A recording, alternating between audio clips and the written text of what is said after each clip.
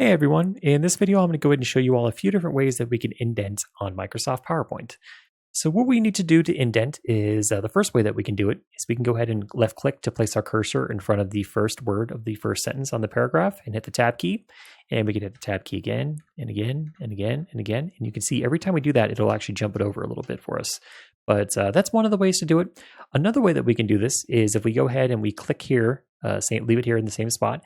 If we come up here to the Home tab on our ribbon, come over here to the paragraph grouping, and select this increase list level action, what it's going to do, it's actually going to indent this entire paragraph. It's not going to just indent the first sentence like you would typically see. So that doesn't look right. That isn't what we wanted. So let's go ahead and decrease the list level. And what we're going to do now is we're going to go ahead and select this entire element, just like this. Make sure we have this solid line around it.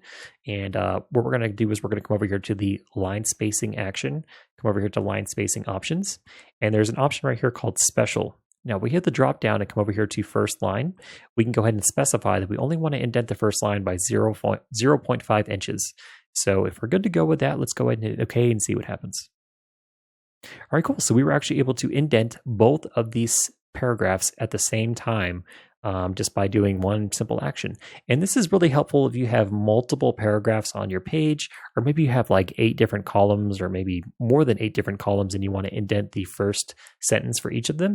That is a quick way to be able to do it. You could just select the element or elements that they exist within, and then just come over and perform that action. It'll apply to everything that you have selected.